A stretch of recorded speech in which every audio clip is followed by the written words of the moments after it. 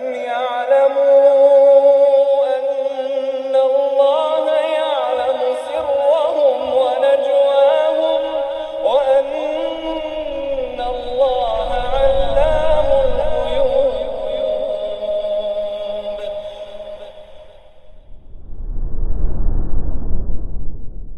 Assalamualaikum warahmatullahi wabarakatuh.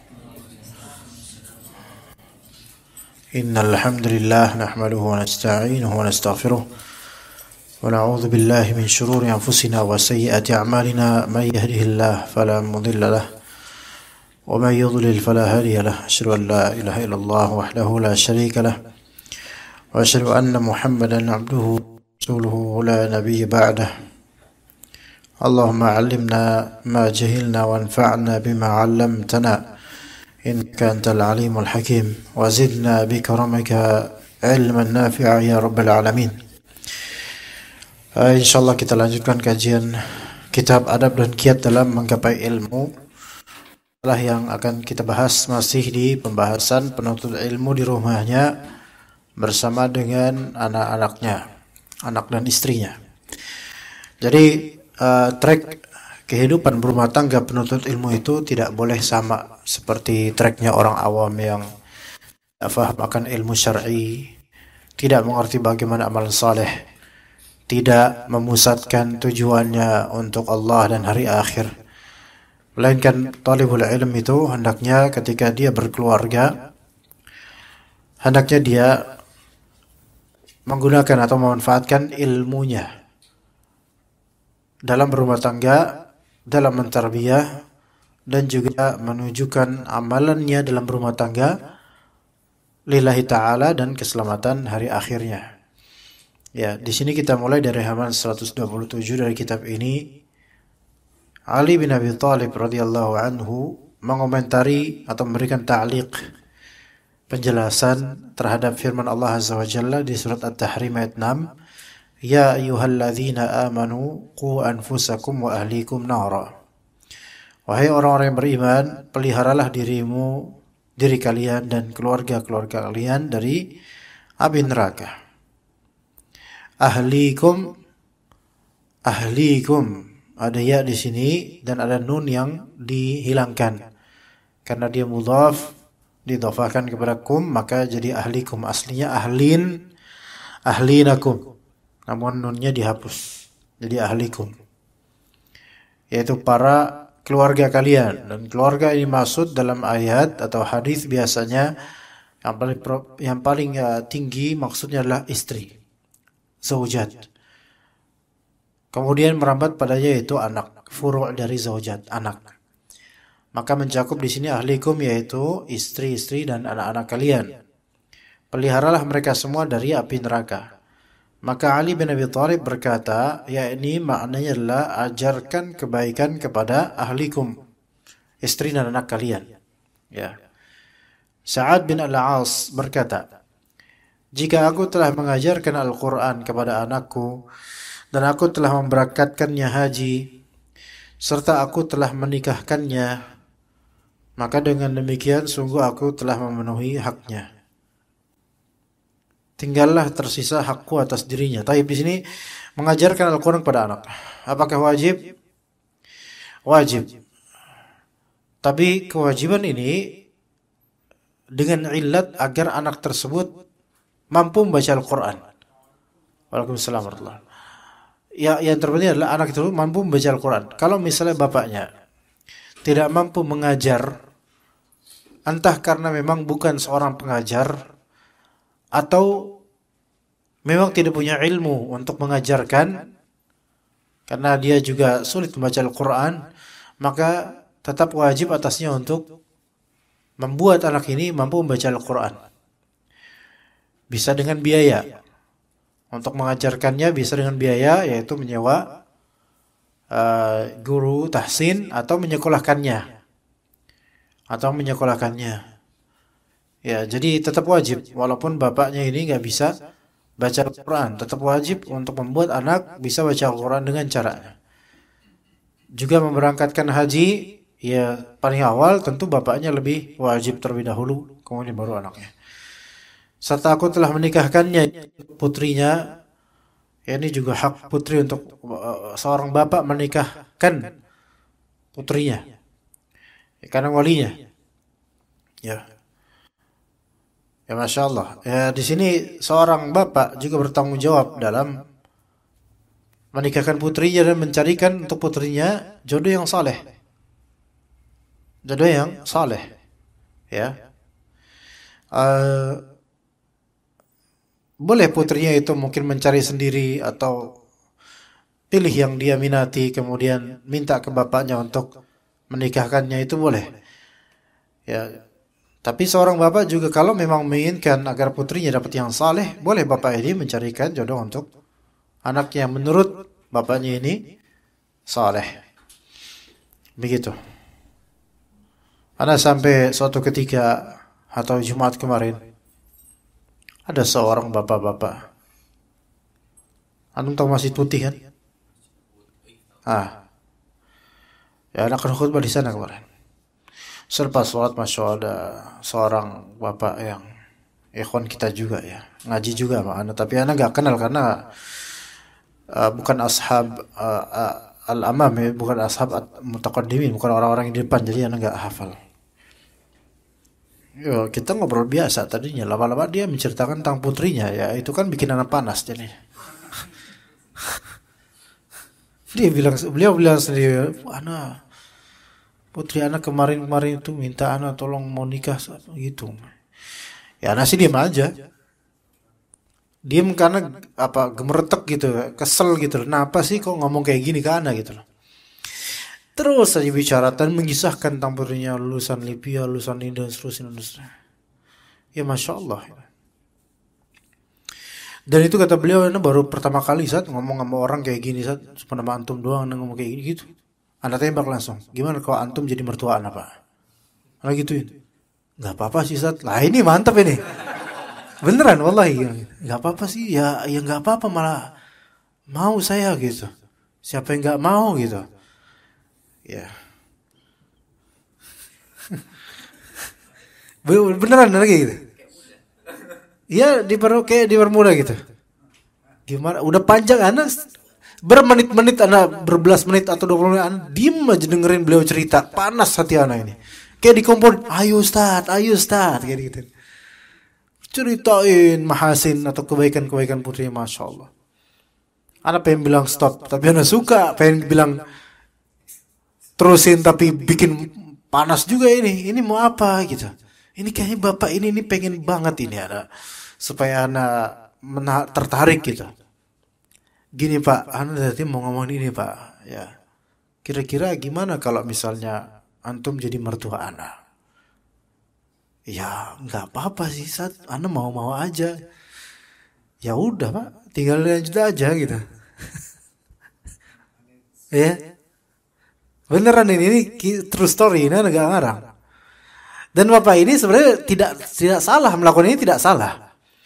Dari kalimat-kalimatnya dari awal sampai cerita sepanas-panas apapun, sepertinya ini udah indikasi bahwasannya, dan dia tahu anak punya berapa, dia tahu anak, jelas tahu anak. Dan ini boleh sebenarnya mencarikan untuk putrinya jodoh dan seterusnya. Ya, hafizoh lagi, ya. Nggak usah antum tahu kelanjutannya gimana, biar antum panas sendiri. Antum sendiri panas juga dengernya. Lah.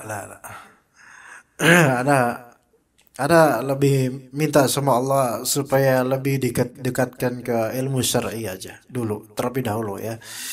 Iya, karena tazawwud itu lebih awal, lebih penting daripada tazawuj ya. Tazawuj kalau udah punya alhamdulillah. Tapi tazawud itu lebih awal. Faham gak maksudnya tazawud? Tazawud itu berbekal. Wa tazawwadu fa inna khaira apa? Zadit taqwa. Wa tazawwadu pakai dal. Yaitu berbekallah kalian. Maka sesungguhnya sebaik bekal adalah takwa. Maka tazawud qabla at-tazawwuj. Itu bukan perkataan Nabi, itu perkataan anak pribadi. Berbekallah sebelum menikah atau menikah lagi, punya bekal dulu itulah. Ya makanya kita Nabi SAW, ya ma'syarul syabab, man istata'a minkumul ba'ah. Wahai syabab, siapa yang bisa di antara kalian untuk ba'ah. Ba'ah di sini bukan jima'. Ba'ah di sini artinya adalah mu'nah, yang punya modal, punya bekal. Lebih ke bekal ekonomi, kemampuan finansial. Mu'nah di sini ba'ah. Falyatazawwaj, hendaklah nikah. Konteks di hadis ini adalah untuk yang belum nikah. Adapun yang sudah nikah itu ada beban lebih, yaitu perbekalan lebih, baik ekonomi, mental, ilmu, kesabaran, dan bahkan kekuatan jima harus lebih gitu. Karena tazawwud di sini lebih persiapannya, ya. Maka tazawwud lebih dahulu daripada tazawuj, baik tazawuj al-awwal atau yang tsani atau dan seterusnya. Begitu ya ikhwan. Ya jadi ya. Tapi itu kisah yang mungkin bagi antum indah, tapi bagi anda pusing gitu. Sebenarnya kisah seperti itu pusing sebenarnya. Karena siapa yang enggak mau dan siapa yang enggak tertarik, tetapi kan kita enggak bisa. Ala kulli hal, antum enggak usah nunggu kabar baik dari ana, ya karena antum lihat aja diri antum baik atau enggak itu lebih ke antum. Jadi jangan nungguin ana. Ya taib. Jadi seorang zauj, seorang bapak itu menikahkan putrinya, mencarikan putrinya jodoh itu sesuatu yang mubah. Bahkan dianjurkan kalau memang putrinya ini tidak bisa mencari jodoh atau terlalu malu untuk mencari jodoh. Wallahi lebih afdal bapak mencarikan atau wali mencarikan rajul yang saleh daripada putri ini harus ke biro jodoh.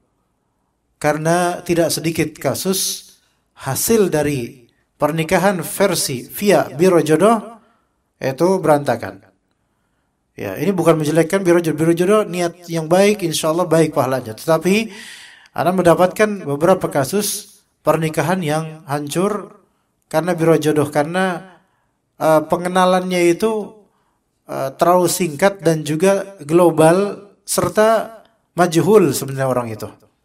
Sebenarnya CV itu hanya proses awal atau hanya lembaran awal.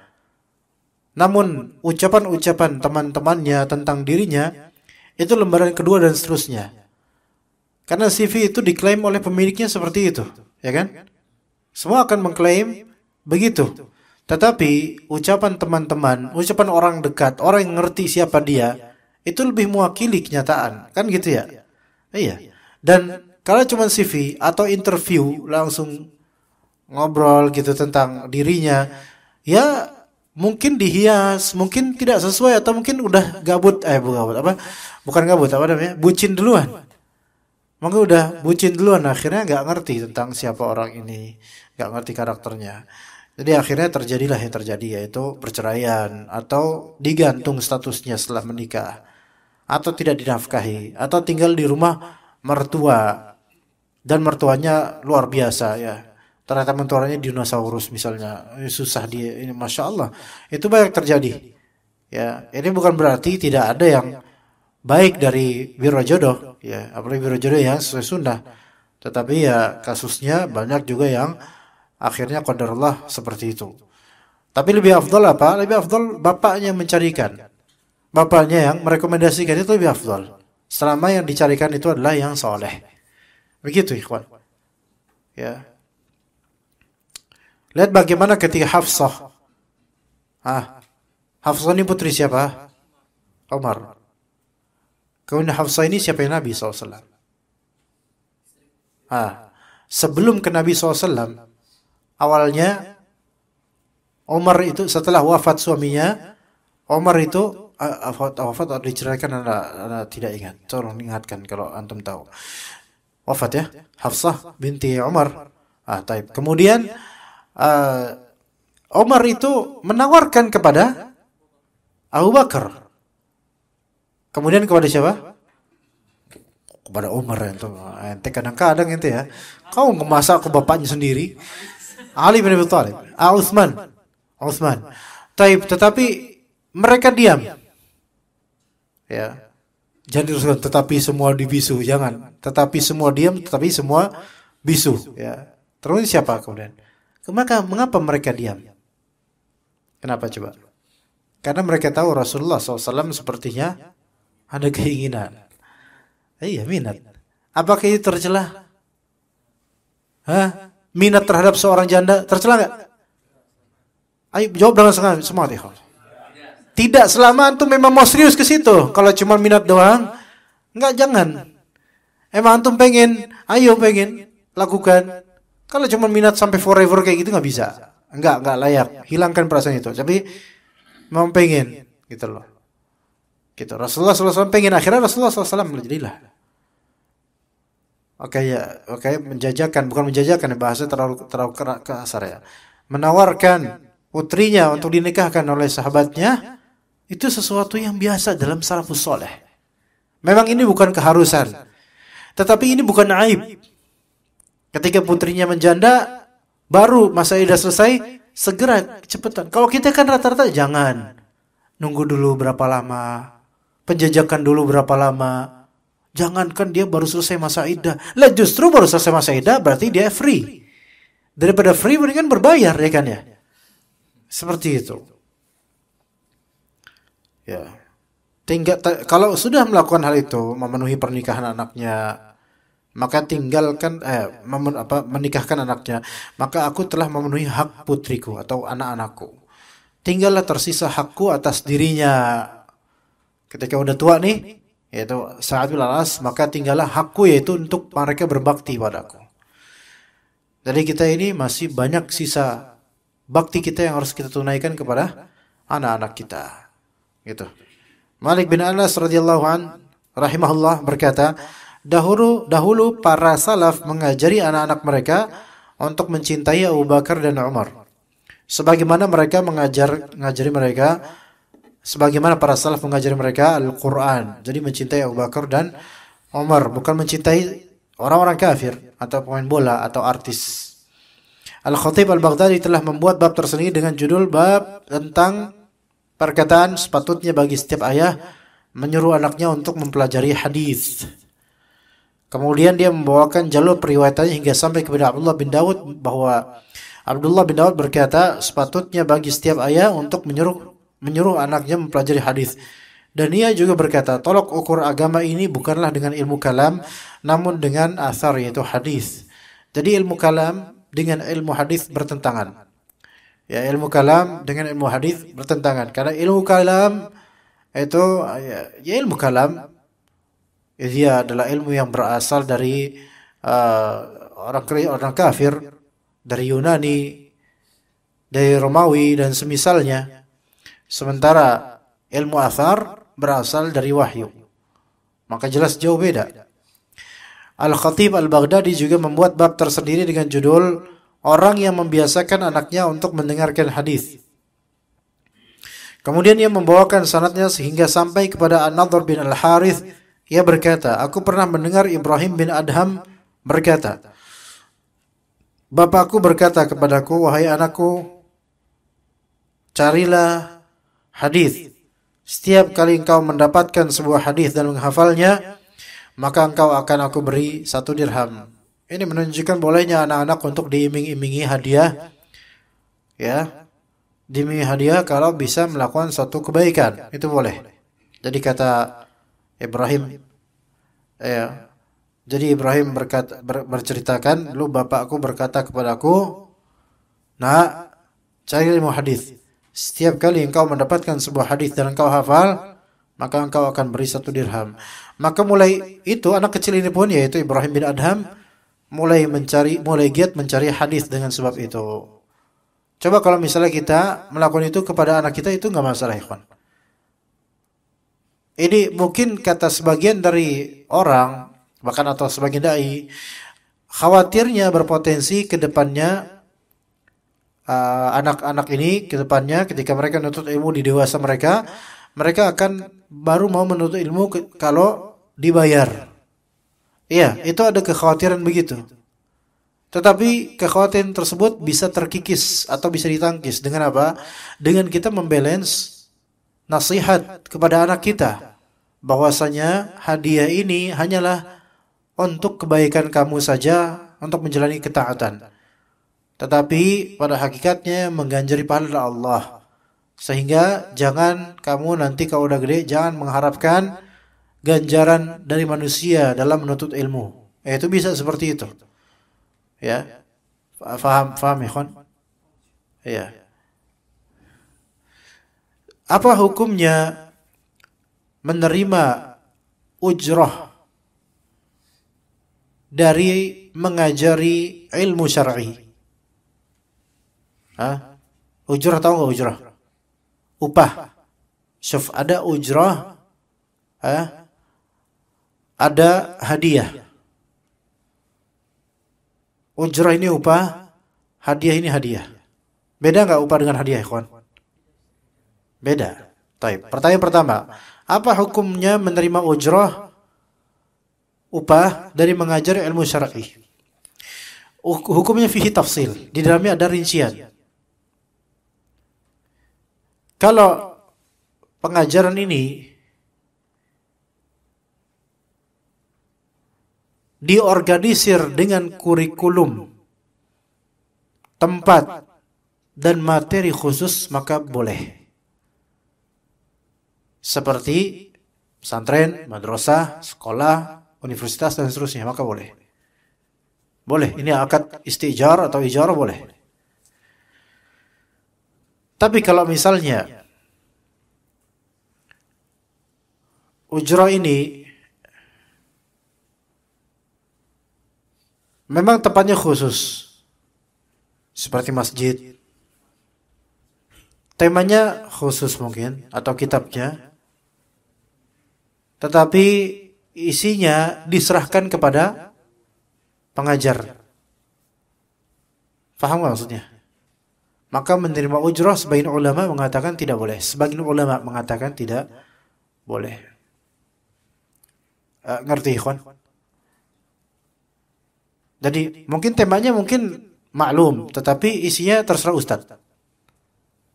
Maka ini nggak boleh, dia nggak mau ambil ujrah. Fahami baik-baik. Contohnya, untuk misalnya seorang ustaz diundang, tolong isi kajian di tempat kami. Oke, taib insyaallah. Kapan? Ini, mauidnya ini. Temanya terserah ustaz. Isi terserah ustaz.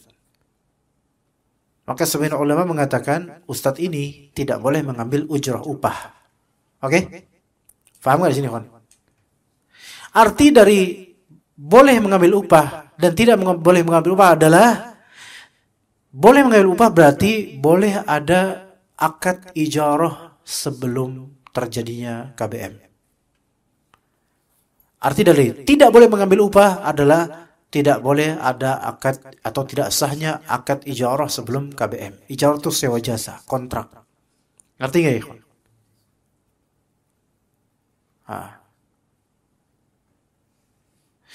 Misal majelis sate santri. Ini namanya MT apa ini? MT apa? Majelis taklim apa ini?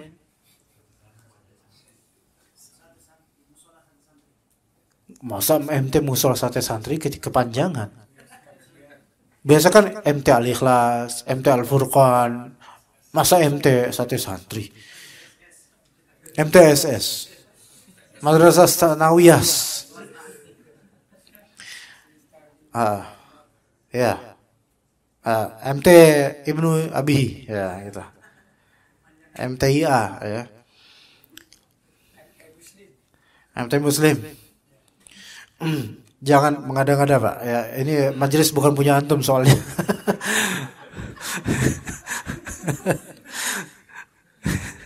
Al-muhim, mengundang, Ustaz, tolong dong isi kajian di tempat kami. Oke, kapan? Senin malam, sekali aja Ustaz, fadhol Ustaz. Temanya apa? Itu terserah Ustaz, fadhol. Ana enggak mau ngatur tema, kata panitia. Isinya apa? Terserah Ustaz. Kata sebagian ulama, kalau seperti ini ucapannya, maka tidak boleh terjadi akad ijarah. Artinya Ustaz ini nggak boleh bilang wani piro, nggak boleh bilang gitu. Ini bukan secara tazkiyatun, ini secara fikih. Kita ngomong secara fikih. Secara tazkiyatun nufus beda lagi. Secara fikih ya, sah atau tidaknya. Maka Ustaz nggak boleh bilang wani piro. Ya, ana misalnya jangan nggak bilang wanita juga, maksudnya gini.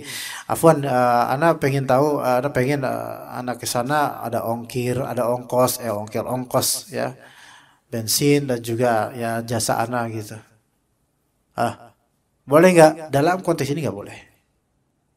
Oke? Nggak boleh. Kenapa? Kata sebagian ulama yang tidak membolehkan karena kontennya itu ghair ma'lum. Kontennya nggak ketahuan, ya nggak? Oke, judulnya mungkin ketahuan. Tapi arah ini Ustadz bakal ngomong apa persisnya, kurikulumnya seperti apa nggak ketahuan. Kecuali kalau Ustadz bilang ini anak ada PDF-nya atau ini anak ada kerangkanya berbentuk Word atau PDF, nanti pakai ini ya. Nah, ini kan jelas kontennya kurikulumnya jelas. Maka kalau seperti ini boleh. Sebagai imbal jasa terhadap dia karena maklum jasanya itu maklum, yaitu isi dari jasa itu maklum. Iya. Tapi bagaimana kalau terkurikulum seperti ini? Udah jelas bukunya, boleh. Saya bilang, tolong Mbak Uim bilang, Ana nggak mau ngisi pekan depan kecuali kalau satu kali pertemuan ada amplop, buah, ya kemudian apa sebut terusnya, nasi goreng, tahu laziz. Nggak ada orangnya, dan lain-lain. Maka sebenarnya boleh, hanya itu secara fikih sah, tapi secara tazkiyatun nufus ini nggak nggak layak ya, dai seperti ini. Apalagi ini bukan pesantren, bukan pondok, yang mana anda terikat dengan ini bukan. Ya seperti itu. Dan juga kalau dengan metode seperti ini, ya guru atau anak boleh dong. Sekali masuk nggak, kadang masuk, kadang nggak, itu boleh. Karena apa? Tidak ada ikatan kontrak. Enggak? Iya, ketika tidak ada ikatan kontrak nggak masalah. Seperti itu. Ya. Kemudian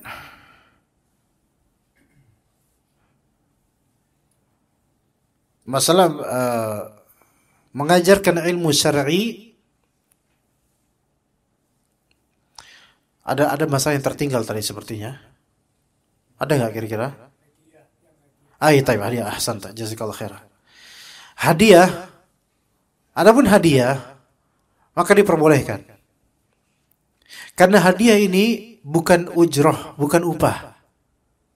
Walaupun manusia masyarakat menganggap ini sebagai upah. Enggak, secara syar'i hadiah itu bukan upah. Hadiah itu mukafaah. Iya. Mukafaah itu beda dengan ujroh, ya ikhwan. Upah itu adalah ganjaran yang sudah disepakati sebelumnya. Ujroh, itu ujroh, ya. Makanya taksi itu namanya sayyaratul ujroh. Karena udah disepakati bakal bayar. Dan tertera juga di argonya. Ini makanya disebut sayyaratul ujroh, mobil sewaan. Antum nyewa mobil harus tahu ya harus tahu berapa harganya. Adapun hadiah atau mukafaah, maka itu boleh majhulul ain. Boleh berupa hal yang majhul, tidak diketahui. Hakikatnya apa sebelumnya. Pas dibuka, ternyata alhamdulillah misalnya. Itu boleh. Karena itu hadiah, bebas. Misal, majelis SS mengundang Ustadz Kibar, ya, Kabir. Ya. Tolong Ustaz, kami ingin mengundang Ustaz ngisi kajian tabligh asghar karena masjid kami tidak akbar ya. Isi tentang fikih makan dan minum ya, gitu. Temanya tolong ambil dari buku ini gitu kan. Siap kata Ustaznya. Taib enggak apa-apa. Ustaznya enggak nanya tentang apa? Bayaran enggak.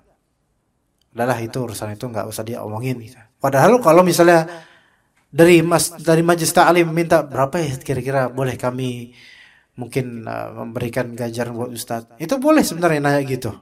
Walaupun secara tazkiyatun nufus itu kadang merusak juga gitu loh. Oke, bebas. Ya, nggak ada omongan itu. Nggak ada omongan. Ustadz datang. Ya, Ustadz datang. Ngajar, Masya Allah. Hot gitu ngajarnya. Para audiens nyimak. Setelah pulang, Ustadz nggak dikasih apa-apa kecuali jazakallah khair Ustadz. Barakallahu fiik namanya. Dua itu.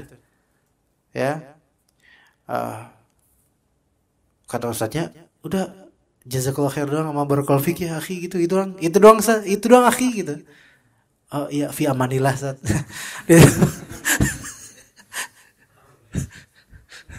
Nama bangkel itu. Oh iya oke. Iya udah ya. Mudah-mudahan ini pertama dan terakhir ya, kata ustadznya gitu. Pulang ustadznya. Taib. Yang salah siapa? Kedua pihak salah. Majlis ta'lim salah secara urf, ustadz salah secara tazkiyatun nufus. Ya. Karena secara urf ustadz dikasih imbalan ya berupa buat ongkos, buat ini, buat itu.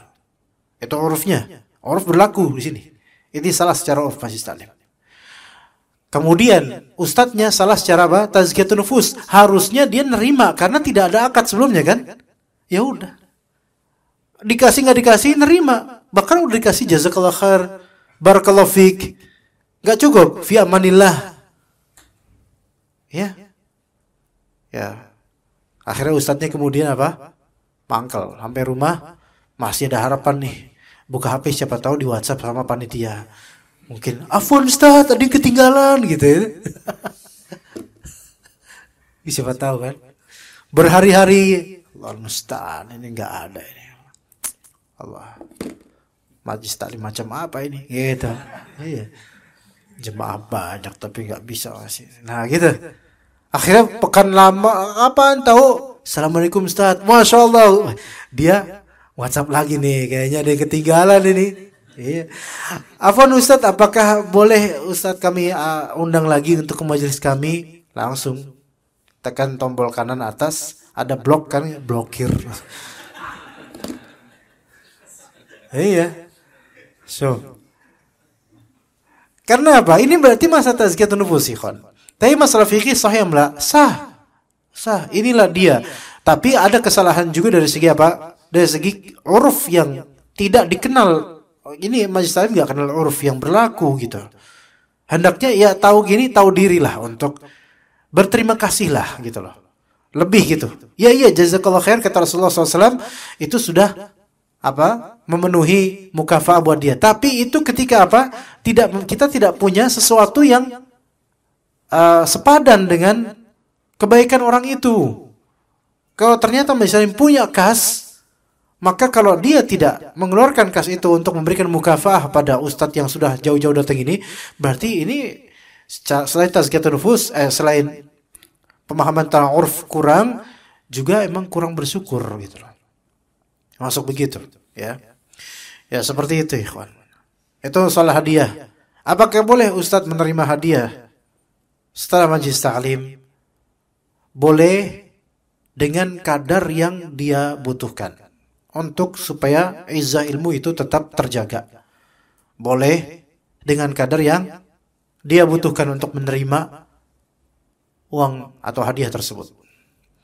Misal, dapat amplop dari majlis ta'lim. Dan emang ustaz ini butuh. Berapa? 500.000. Taib. Pas dibuka rumah, alhamdulillah 500.000 dapat. Ini kebutuhan dia dan keluarga dia terpenuhi atau keluarga besar dia dan seterusnya, alhamdulillah. Maka itu boleh. Tapi kalau misalnya ustaz ini sudah kaya, sudah banyak uang dan seterusnya, maka asalnya adalah tidak boleh untuk menerima hadiah ini. Karena apa? Dia sudah ghani. Dia sudah merasa cukup dengan itu. Jadi nggak usah ada tambahan dari ini. Iya begitu. Cuma uruf yang berlaku adalah kalau panitia tidak memberikan kepada ustadz yang datang hadir ini atau yang diundang ini, tidak memberikan ganjaran berupa amplop atau transferan atau uang, maka yang gak enak nanti kedepannya adalah panitia dan DKM. Gak enak, malu gitu, merasa malu gitu, dan gak enak gitu loh. Maka bagaimana solusinya? Kalau memang ustadz ini gak mau menerima amplop, harusnya sedari awal sebelum kajian sudah mengatakan, tolong jangan kasih saya amplop karena saya udah gak nerima cash, saya harus pakai transfer. Hah? Sama aja. Ya udah.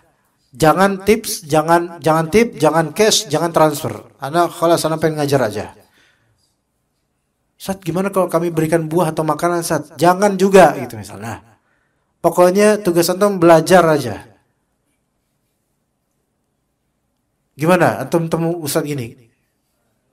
Hatta ustaz ini ikhlas, masya Allah. Tapi yang gak enak siapa sekarang? Pasti murid-murid dan pengurus gak enak.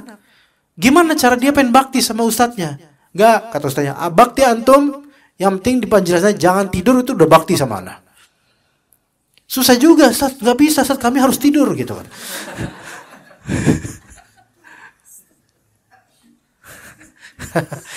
Al-muhim ikhwan, kalau ketemu Ustaz kayak gini susah. Mendingan cari guru lain yang antum sama-sama legowo, beneran. Karena gak enak belajar dengan adanya yang nyangkut di sini, gak enak, beneran. Udah, cari yang legowo aja. Atau antum mau berguru sama Ustaz ini, bukan antum panitianya. Antum gak tahu apa-apa soal itu, antum hadir aja jadi audiens biasa. Jadi legowo. Biar yang panitia yang deg-degan, biarin. Begitu. Ya. Jadi memberikan hadiah kepada guru itu bukan sesuatu aib, bahkan itu sesuatu yang mungkin berbuat ihsan. Ya. Asal guru ini jangan kemudian bersikap tughyan, melampaui batas dalam menerima hadiah. Kalau terpaksa menerima hadiah dan gak bisa ditolak, maka hendaknya perbanyak sedekah. Ini untuk dai-nya, perbanyak sedekah, perbanyak sedekah. Suatu saat seseorang lewat di depan Al-A'mash yang ketika itu ia sedang membacakan hadis. Maka orang itu, jadi Al-A'mash itu sedang membacakan hadis kepada anak. Maka orang itu berkata kepadanya, kepada Al-A'mash, engkau membacakan hadis kepada anak-anak kecil itu? Jadi seolah-olah dipertanyakan oleh orang itu, ngapain bacain hadis ke anak-anak masih kecil dibacain hadis? Maka Al-A'mash menjawab, anak-anak itulah yang akan menjaga agama kamu. Gimana?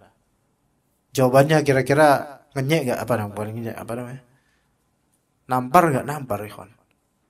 Ya. Jadi orang ini lagi lewat, ngeliat Al-A'mash lagi mentalqin hadis, membacakan hadis kepada anak-anak kecil. Orang bilang, masih kecil kok diajarin hadis?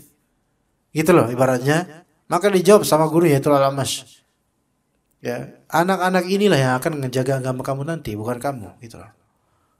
Makanya dari kecil udah dibina dengan ilmu hadis, dengan ilmu syar'i. Ibarat sekarang itu banyak orang yang anti-Islam atau yang Islaman. Itu ketika melihat anak-anak tasmi' tahfidz gitu kan, ditalqin untuk tahsin dan seterusnya. Mungkin mereka bilang, masih kecil kok dibebani kayak gitu. Gitu kan? Berat-berat kayak gitu. Ya, selama kita sebenarnya mengajarkan Al-Qur'an anak-anak kepada Al-Qur'an enggak memberatkan mereka sebenarnya. Selama itu kadarnya wajar. Tapi coba kalau kita bayangkan kalau orang-orang seperti ini yang protes seperti ini dihadapkan oleh orang yang mengajarkan anaknya joget, enggak protes. Dia ngajarin anaknya TikTok, enggak protes. Mengeksploitasi anaknya di YouTube untuk dapat cuan dan viewers banyak, enggak protes. Tapi kenapa ketika anak-anak ini baca Al-Quran, diajarkan Al-Quran, kok mereka protes? Gitu loh. Gitu. Abdul Aziz bin Marwan mengirim anaknya masih kecil yaitu Umar bin Abdul Aziz untuk dididik di kota Madinah. Dia menulis surat kepada Saleh bin Kisan untuk tolong awasi anaknya. Kemudian Saleh memerintahkan agar Umar, yaitu Umar bin Abdul Aziz, selalu melaksanakan sholat 5 waktu. Suatu hari Umar, yaitu anak kecil ini, Umar waktu masih kecil, terlambat datang sholat jemaah. Saleh bertanya, apa yang membuatmu terlambat? Kata Umar bin Abdul Aziz, tadi rambutku sedang disisiri oleh tukang sisir. Ingat ini anaknya sultan loh ya. Ya. Ini anaknya sultan ini, bukan orang biasa. Umar bin Abdul Aziz emang sudah dari kecil ya memang sudah didikan sultan dari kesultanan. Maka Saleh marah, yaitu gurunya marah. Dan berkata, engkau bilang rambutmu sedang disisiri sampai sholatmu terlambat. Dimarahin gitu. Itu alasan kamu? Ya, kemudian Saleh menulis surat kepada ayahnya yaitu Abdul Aziz. Maka Abdul Aziz bin Marwan mengutus seseorang kepada Umar. Jadi bapaknya ya ketika itu jadi khalifah mengutus seseorang kepada Umar bin Abdul Aziz yang masih kecil gara-gara terlambat sholat jamaah. Tanpa bicara dan tanpa basa-basi langsung rambut Umar digunduli oleh utusan itu. Gara-gara kesalahan terlambat sholat, bukan karena kesalahan enggak sholat berjamaah, terlambat datang ke masjid sholat berjamaah. Dan ini anaknya sultan digituin. Iya, masya Allah. langsung digunduli disuruh oleh bapaknya langsung. Dan ini menjadi bukti bahwasanya kalau misalnya seorang bapak itu sibuk, baik sibuk karena di pemerintahan, sibuk kerja, atau sibuk dalam dengan keilmuan, safar atau menuntut ilmu atau mengajarkan ilmu, maka boleh seorang bapak untuk meng-hire atau menyewa seseorang untuk mengajari anaknya, boleh. Ya sebagaimana semua dari antum kayak gitu, semua dari kita kayak gitu. Kita nggak bisa ngajarin anak kita full day, kecuali kalau homeschooling mungkin. Maka anak kita masukin ke sekolah atau pesantren, kan gitu. Sama seperti ini, sama dididik oleh guru-guru atau ustadz di sekolah dan pesantren, sama seperti. Ya maka zaman itu kemudian dilaporin tuh. Ini Umar ini sekali nggak atau terlambat sholat jamaah. Ya maka kemudian langsung digundulin oleh bapaknya. Ya. Mereka sangat senang anak mereka belajar dari para ulama serta dekat dengan mereka. Di dalam biografi Abdullah bin Sulaiman bin Al-Ash'ath disebutkan bahwa guru yang pertama kali dia belajar darinya adalah Muhammad bin Aslam. Dan hal ini membuat bahagia ayahnya karena keutamaan yang dimiliki oleh Muhammad bin Aslam. Jadi orang-orang dulu tuh senang anaknya berdekatan dengan para ulama.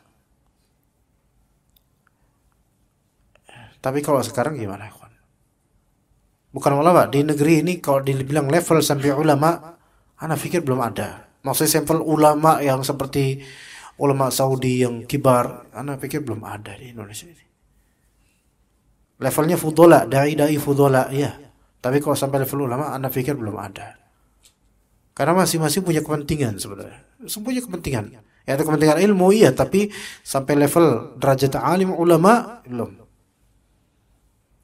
Nah, ada seorang ikhwan, ya, murid ana juga, dulu juga sama ana juga, yaitu belajar sama ana dan sampai sekarang masih insyaallah, walaupun jarang hadir tapi belajar secara jauh, ya, dan beliau ini masih menganggap ana gurunya juga sampai sekarang, alhamdulillah. Dulu ketika beliau izin, Ustadz, ana pengen kerja dengan beberapa ustadz fulan.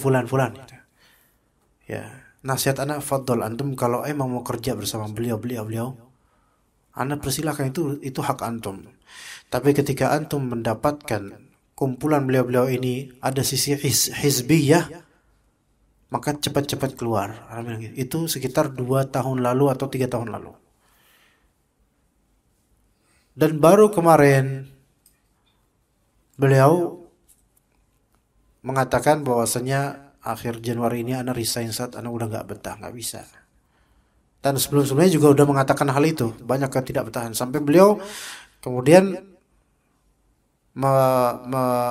menukil perkataan ana yang dulu ana bilang, kalau antum melihat ada mulai hizbiyah dalam kelompok ini, antum segera resign, segera keluar, cabut. Ada nggak beres, antum cabut aja cepat-cepat.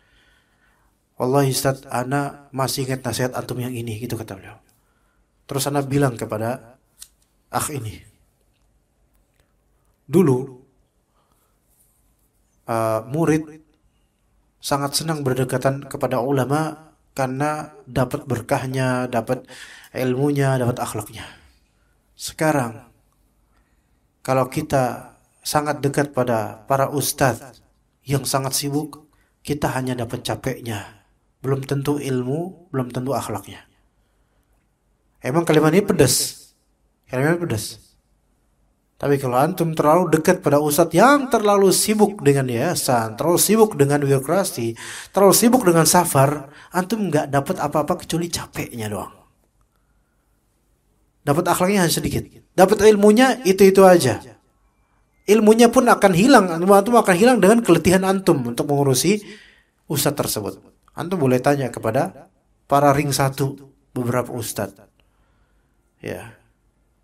Karena ya begitulah ketika sudah kesibukan itu berbeda. Dan kalimat ini bisa benar kalau antum sendiri yang ngerasain dekat dengan beberapa ustadz yang sibuk dengan hal-hal yang sebenarnya bukan bagian dari ilmu syar'i. Beda dengan alim ulama yang insyghal dan istighal dengan ilmu syar'i sehari-hari. Maka itu dibanggakan anak-anak mereka dekat sama ulama-ulama seperti ini. Karena ulama yang seperti kalau kita ngobrol itu keluarnya apa? Faedah dari kitab ini, dari kitab ini, dari kitab ini. Sekarang kalau antum ngobrol sama ana, yang keluar apa? Parfum. Ana yang rugi. Antum dapat parfum. Iya, Ustaz minta dong Ustaz 3 mili, Ustaz minta 6 mili Ustaz. Enggak apa-apa, itu enggak apa-apa karena ana sekarang pedagang. Antum aja yang khilaf kok berguru sama pedagang. Ya jadi kayak gini. Tapi antum dapat apa dari kita-kita misalnya kalau lagi berkumpul ngobrol biasa? Apakah antum dapat berkata Ibnu Hajar dalam kitab ini berkata enggak dapat apa? Enggak dapat itu. Ya, jadi sekarang kurang membanggakan kalau terlalu dekat sama ustadz, kurang bangga. Kecuali ustadz yang benar-benar fokus di ilmu, istiqamah. Antum ngomong apa dapat faedah dari ustadz ini insyaallah. Tapi kita azan dulu, fadhal. Baik, ikhwan, kita lanjutkan insyaallah. Mereka sangat senang anak mereka belajar dari para ulama serta dekat dengan mereka. Di dalam biografi Abdullah bin Sulaiman bin al-Ash'ath disebutkan bahwa guru yang pertama kali dia belajar darinya adalah Muhammad bin Aslam. Dan hal ini membuat bahagia ayahnya karena keutamaan yang dimiliki Muhammad bin Aslam. Dan di antara kisah yang menarik yaitu sebagaimana disebutkan dalam biografi Abdullah bin Sulaiman bin al-Ash'ath juga bahwa Ahmad bin Saleh, salah seorang imam, melarang anak-anak untuk masuk ke dalam majelisnya. Namun Daud tetap ingin agar anaknya dapat mendengarkan ilmu darinya. Ya, jadi di sini ada bapak-bapak Daud, ya. Dan kemudian ada seorang imam alim namanya Ahmad bin Saleh. Ahmad bin Saleh ini tidak pengen di majelisnya ada anak-anak. Dia pengen majelisnya itu pria dewasa. Maka di sini bapak-bapaknya namanya Abu Daud, ya. Abu Daud, ya, anaknya namanya Daud. Nah, kemudian Pak Abu Dawud ini, bapaknya Dawud, pengen supaya Dawud anaknya dapat di sini, ya, dapat di majelis ini terus. Ya. Maka apa yang dilakukan oleh bapaknya? Kemudian bapaknya menempelkan jenggot buatan pada wajah anaknya, lalu menyuruhnya masuk masuk. Namun tidak lama kemudian Syekh mengetahui perihal ini, ya iyalah jenggot buatan gitu. Kelihatan wajah masih wajah anak-anak tapi berjenggot kan tetap aja kelihatan, ya. Maka Syekh berkata, "Apakah untuk orang sepertiku hingga engkau berbuat hal ini? Kenapa engkau perlakukan aku seperti ini?" kata Syekh, ya, kata imam. "Aku sampai diperlakukan diperdaya seperti ini. Kenapa? Sampai kamu tuh kayak gini banget gitu loh, pengen sini." Maka Abu Daud, bapaknya si Daud ini, yaitu bapaknya si anak ini bilang, "Tidak ada yang salah dengan diriku selain menggabungkan anakku dengan orang-orang dewasa. Jika anakku ini tidak mengerti apa yang kau sampaikan, maka silahkan kau larang dia untuk hadir di majelismu." Itu saking pengen apa? Saking pengen anaknya itu dekat dengan ulama. Gitu loh. Sampai digituin, ya.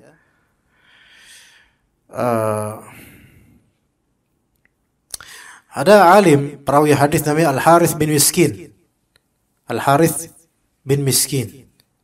Ini gurunya Al-Imam An-Nasa'i. Ya.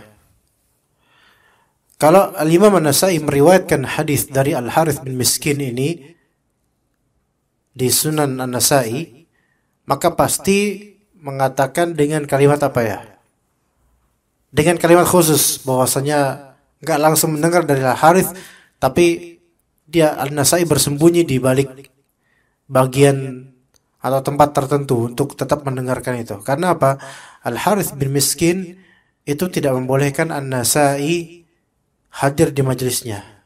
Ana lupa kenapa? Apakah kalau tidak salah karena Al-Harith bin Miskin tidak suka dengan motif baju yang dipakai oleh An-Nasa'i yang bagi Al-Harith itu terlalu glamor atau apa. Maka diusir An-Nasa'i. Kamu nggak boleh lagi di majelis saya. Akhirnya An-Nasa'i itu nguping. Kalau di jadwalnya Al-Harith bin Miskin meriwayatkan hadis, maka An-Nasai itu nguping dari balik tembok sambil mencatat. Itu. Ya. Dan riwayat dari Al-Harits bin Miskin itu banyak dalam Sunan Nasai. Ya begitu ikhwan. Orang pengen dekat sama ulama. Di antara sunnah Nabi SAW yang patut untuk dipraktekkan di dalam rumah adalah salat sunnah. Taib, untuk salat sunnah insyaallah kita akan lanjutkan pada pertemuan berikutnya insyaallah ya, insyaallah ta'ala. Jadi kita sampai sini aja karena ini malam ini terlalu malam. Karena Isya terlalu malam, jadi kita cukup sampai sini insyaallah. Kita lanjut pekan depan. Barakallahu fikum jami'an wa sallallahu ala nabiyyina Muhammad wa ala alihi wa sahbihi ajma'in. Subhanakallahumma bihamdika asyhadu an la ilaha illa anta astaghfiruka wa atubu ilaik. Wassalamualaikum warahmatullahi wabarakatuh.